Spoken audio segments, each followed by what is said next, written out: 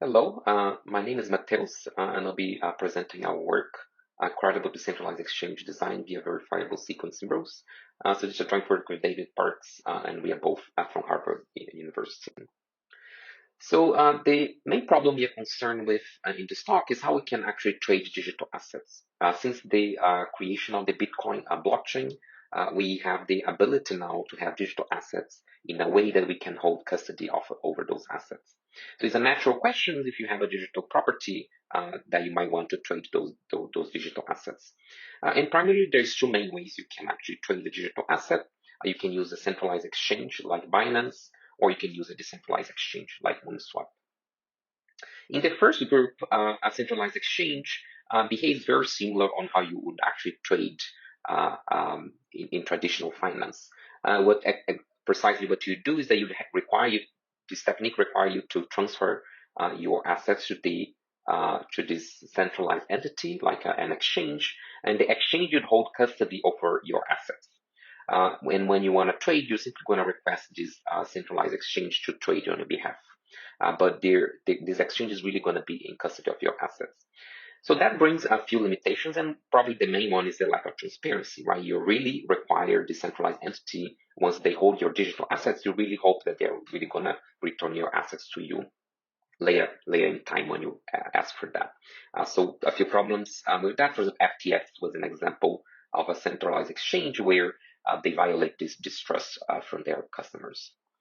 So a decentralized exchange behaves very different from how we trade in traditional finance, where you can yourself remain custody of your assets, but once you want to trade your digital assets, you're going to trade directly against, for example, against a blockchain contract.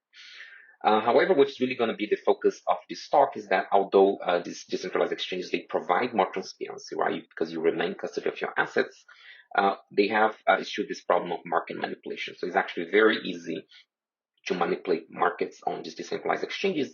And in this work, we show how we can actually mitigate these risks of market manipulation. So next, let me give you some background on how a user might trade in a decentralized exchange. So once a user wants to trade in a decentralized exchange, they might think that from the moment they review an intent to trade, that transaction would directly execute in the blockchain. So in fact, there is many steps that must happen from the moment a user creates a transaction until the moment their transaction executes. And it works as follows. So once a user creates a transaction, so these transactions become public through these entities we call block builders. And these block builders are entities who are going to be responsible by composing a block containing transactions. And what's going to be very important here is that when they are building these blocks, they also specify the order where transactions are going to execute in the exchange. And once these block builders create this block, and then we actually get to have the transactions execute in the blockchain. So why is the ordering important? So let's first define how a decentralized exchange works. So the main, most common design is this idea of a constant product market maker, where in a high level, the way they behave is that they're essentially a contract where we're going to have a liquidity provider who's going to lock a capital on this contract. For this particular exchange, we're going to say that this contract locks two types of tokens. Which are digital property. So we're going to have token 1 and token 2. And XI is the amount that this liquidity provider locks in this contract. So that defines what we call a state of the exchange, which is how much capital which has been locked on this contract. So given the state of the exchange, we define this concept of a potential over the current state of the exchange. In the case of this AMM, a constant product market maker, the potential is simply the product of the amounts that have been locked in the contract. In the way that a user is going to trade is that whenever you want to say purchase Q units of token 1, so you're reducing the amount of token 1 in the contract, the amount that you're going to pay in token 2 is going to be some quantity P that ensures that the potential remains invariant after the trade. So in a picture, what that looks like is that we're going to initially be in a state, say X1, but you can trade against this contract as long as you remain on this level set of the potential. So you can always trade as long as you remain on the curve. So what you should take away from this picture is that the state where your transaction is going to execute is going to influence how much you're going to pay. So how much you pay at state X1 differs on how much you would pay at state X1 prime. So no surprisingly, users are going to be, the outcome from a user is going to be very influenced by the ordering of transactions, which opens this opportunity for block builders to manipulate the execution of transactions on these exchanges. And one example how they might do that is, let's say a user reviews intent to purchase, say, token 1 with transaction B2.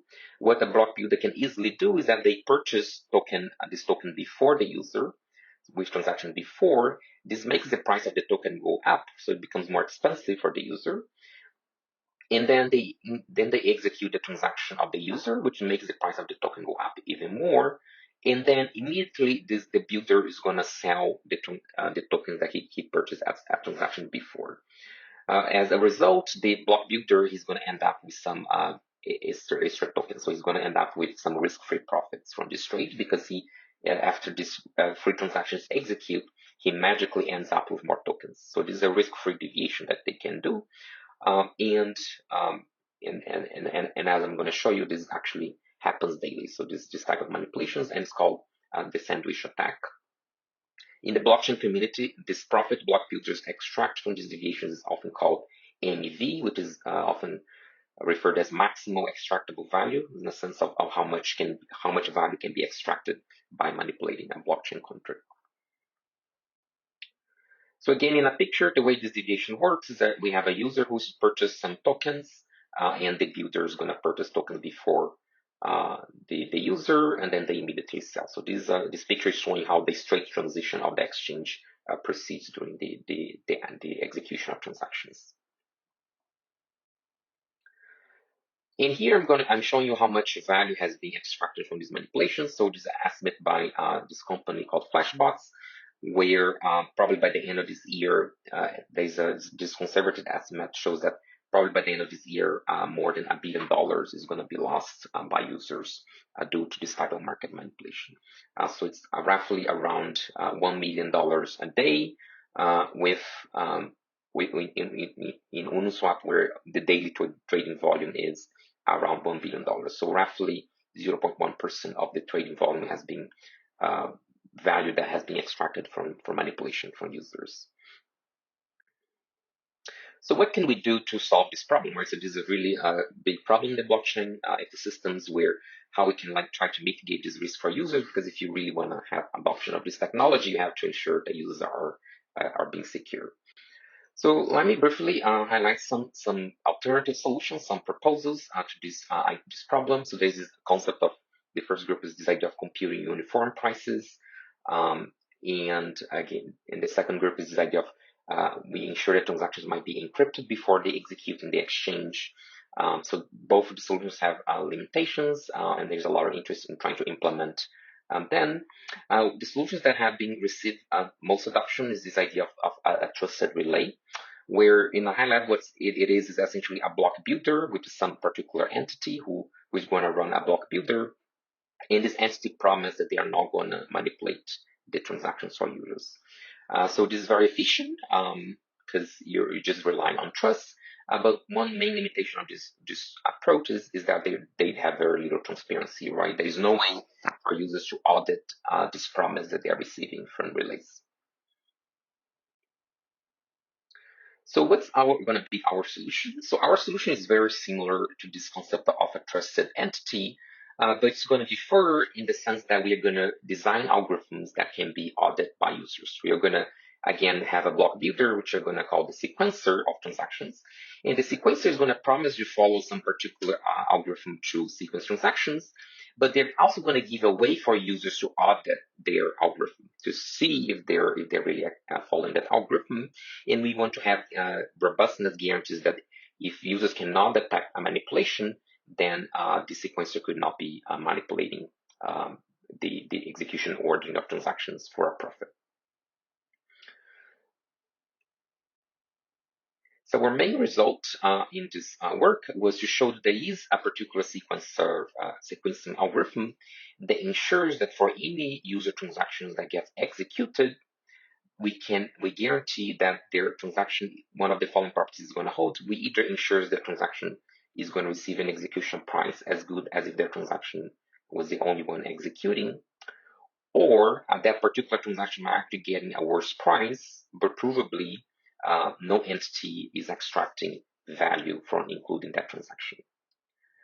So the converse of this statement, which is a little bit more clear, is that what we really saying here is that our main result is that if anyone is extracting value from a user transaction, then provably the user is getting an execution price as good as if their transaction was the only one to execute. So in some sense, we take this standalone price, the price that the user would get if the transaction was the only one executing, as kind of a benchmark of what a good price would look like. Why? Well, because but in practice, the standalone price is the price that the user were expecting to get at the moment they generate their transaction. So we ensure that the user is not getting a worse price than that.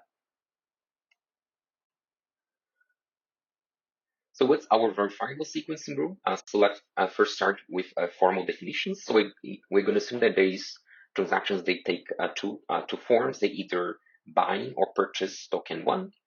So transactions specify how much they're either going to buy or sell, and they also specify the limit price, like the maximum that the user is willing to pay for token one. And a sell order can also specify the minimum it's willing to sell a token for. And for this talk, I'm going to assume that we're going to be working with exchanges that use the constant product market maker, but the paper is more general, so just for simplicity for this talk. So what's a verifiable sequencing rule? Formally, a verifiable sequencing rule is going to be a function which is going to take the state of the exchange, right? So recall the state is the liquidity locked in the contract, and it's going to take a set of transactions that we want to order, so T1 to Tn, and a sequence rule is going to map the state in the set of transactions to what we're going to call a collection of valid orderings. So it's a collection of orderings that we're going to call valid orderings. The entity who's going to be looking for a valid ordering, he's going to be free to add or censor transactions. So that's inevitable. So the entity who's going to promise to find a valid ordering on this set can always manipulate the input to the function. So they can always manipulate the set of transactions. So he's going to be free to modify this set. And later on, what we really going to ask, okay, even if they can manipulate this input to this function, there is no way they can profit by doing that. So some requirements that a good sequencing rule must satisfy. The first is efficiency, which essentially it's saying that you should be able to compute or to find a valid order in this collection, right? If it's not efficient, it's not computationally efficient to find a valid ordering, then this is not something that would be practical. And very important, it also must be verifiable, which means that once later the sequencer picks a valid ordering in this collection, or not, maybe they deviate from picking an order that doesn't belong to this collection, anyone must be able to efficiently check if the ordering they pick, the sequencer pick, is valid or not, if it belongs to this collection of valid orderings. Again, just to ensure that our algorithm can really be audited by users. So recall our definition of a good sequence rule. Our main result was this idea of we provide a worst case guarantee for users, but you could have asked, okay, why aren't we aiming for some stronger result? Like, why couldn't we look for a sequence rule that we call MEV proof, which essentially sequence rule would be MEV proof. There is no way that the sequencer could manipulate the input to this function and extract some risk-free profit. So recall, a risk-free profit means that they end up with some amount of tokens without paying anything for that. So this is a stronger notion of security if it was MEV proof. And our main result in this paper was actually a possibility result where we show that there is no way we can design MEV proofs sequencing rules. And let me quickly go over the proof. A proof sketch consists on the following example where we're going to consider instance of transactions that we want to order that is going to contain 3 identical buy orders and 3 identical sell orders. So the buys are buying 2 units of token 1 and the sells are selling 1 unit of token 1, and there is no limit price. They're willing to settle at any price. And the idea of this proof is to look on every possible way that we could order these transactions without specifying which ones belong to the malicious sequencer and which ones belong to users. So we look on a particular ordering, and of course the ordering cannot, the sequencing function doesn't, the ordering is going to be independent of who owns which transaction, right? And later, once we look on the ordering, we actually now ask it, is there a way to assign some of those transactions to the sequencer and ensure that he ends up with a risk-free profit? So in this example, if he owns the first buy that executes and the first two sales they execute, he ends up with a risk-free profit. So the proofs essentially consist of repeating this process. We look on every permutation, and later on you show there is a way to assign some of those transactions to the sequencer, and if those transactions really belong to the sequencer, he would end up with a risk-free profit. So this is essentially the impossibility results to show there is no way we could build an MEV proof sequencing rule. So I gave you the impossibility results. So let's now talk about what actually our sequence rule looks like. So recall, sequence rule is going to take the initial state before any transaction executes. So this is the initial liquidity in the contract, and the set of transactions that we must sequence, which here I'm going to partition into groups. First, the set of outstanding buy orders, and then the set of outstanding sell orders. So the output is going to be an execution ordering, which is going to be a permutation of this set of transactions. And I'm going to give you a grid algorithm on how you should build T. So initially things as T, as capital T being an empty list of transactions. And in the end, it's going to contain all transactions. So first, what our algorithm does is that we check if the set of transactions, the set of buys and the set of sales that we should have to sequence, if they're not empty, which means that we should have buys and sales to order, we're going to do the following check.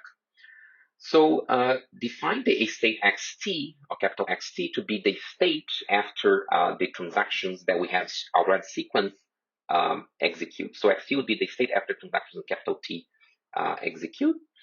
And look on the amount of token ones that are in the contract at that particular state and compare with the amount of token one that's locked in the contract in the initial state of the exchange with the state X0. And if the amount of token one is bigger at state xt than at state x0, essentially what that means is that purchasing token one at state xt is going to be cheaper than would be at state x0. So the AMM would quote a cheaper price, which essentially what that means is that any buy order that executes at state xt would actually be receiving a better execution price than would be getting by executing at state x0. Because of that, what we do is that we add the constraint that the next transaction to be sequenced must be a buy order. So we pick any buy order from the outstanding set of buy orders, we add to T, and we move for the set of buys that we still have to sequence. The alternative case would be where the amount of token one is actually a lower at state xt. So that means that selling token one, transactions that sell token one would actually receive a better price by executing at state xt. Therefore, we add the constraint that the next transaction to be sequenced must be a sell order. So this is the first part of the algorithms. While we still have buys and sells to sequence, we run this particular rule to sequence transactions. Eventually, we reach a point where we only have buys or we only have sells, so we don't have both sells and buys anymore.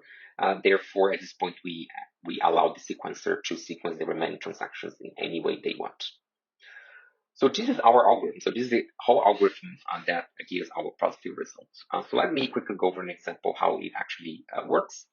So recall here I'm going to run the example where our impossibility result where we had 3 identical buys and 3 identical sells. So in the initial state, if you want to sequence this set of transactions, in the initial state, we say that we can only sequence buys. But now we reach a state where we still have outstanding buys and sells, and the amount of the token one is smaller at this particular state. And our rule says the next transaction must be a sell. So again, the amount of token one is smaller than would be in the beginning. Therefore, the rule says that the next transaction should be a sell. Now we reach the initial state again. We return to the initial state, and at this point we can only sequence buys. And again, we reach a state where the amount of token one is smaller than would be in the beginning. and the next transaction to be sequenced can only be a cell. So at this point, we only have buys to sequence. In fact, we only have one, so we sequence transaction B6. So now let's see why this sequencing rule removes market manipulation, in particular the sandwich attack that I showed you. So recall the attack is that we have a user who wants to purchase token 1, and what the adversary does is that he sandwiches the user transaction between a buy and a sell and get a risk-free profit from that. So this ordering is invalid on our sequence rule. So they would be violating the sequence rule if they do this, because once they reach state x1 minus q, after they execute transaction T1, we still have buys and sells that we have to sequence, right? So we still have buys and sells because we still have a buy and a sell. Therefore, the rule that the next transaction to be sequenced can only be a sell, which happens to be the sell that the sell transaction for the adversary. So essentially, by doing this, he's just canceling his both transactions. So he returns to the initial state, and at this point, we actually get to sequence the user transaction. So this is the valid execution, and the user is not really suffering any harm from the sequencer. And the only set of valid orderings that we have would be these 4, and you can check that none of them would harm the user. And in fact, if we have a single user transaction, it's not hard to show that, in fact, our sequence rule is MEV proof. If there's a single user transaction that's been sequenced, there is really no MEV being extracted from the user. So again, our main theorem is that we ensure that for any user transaction that gets executed, they need receiving a good price. The price they'll be getting the only transaction executing, or the sequencer does nothing by including that transaction in the block. It means that the sequence is indifferent between including the user transaction. And the proof is as follows. So a proof sketch consists on partitioning the set of buys and sells, partitioning the execution ordering that we get to observe in this way. So we first define the core as the initial transactions that are going to contain which are the transactions that we sequence at the moment in the first part of our algorithm. So recall these are the transactions that have been sequenced where we still have buys and sells to order, and probably these transactions are happy. They are getting a good execution price, so they satisfy the first condition. The tail is going to be the remaining transactions, the transactions that we sequence after we only have buys or sells to sequence. So these are all of the same time.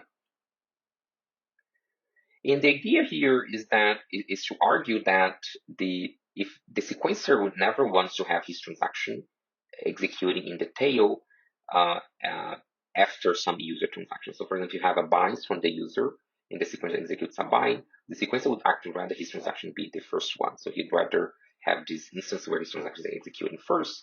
So this essentially means that once you have a transaction from the user in the tail, it's in the best interest for the sequencer to not execute any transaction after the user. That essentially means that those transactions don't have any MEV being extracted because the sequencer doesn't execute any transaction after that. So finally, our sequence rule is also efficient to compute and is also verifiable. You can actually you can efficiently verify if a set of transactions belong to this collection of valid orderings.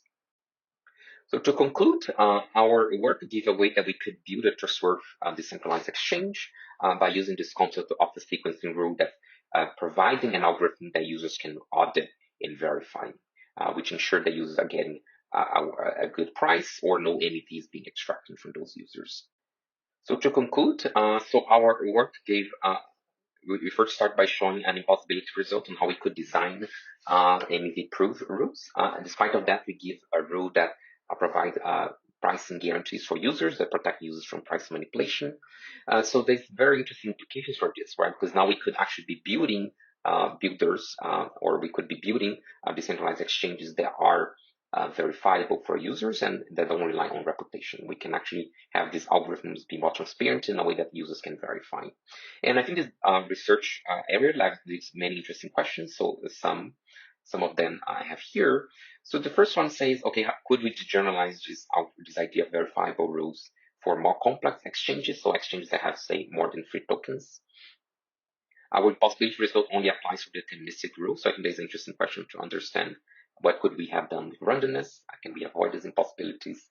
And finally, we also show that our rule is not MEV proof. So I think it's interesting to understand how much value could this still be extracted from these exchanges.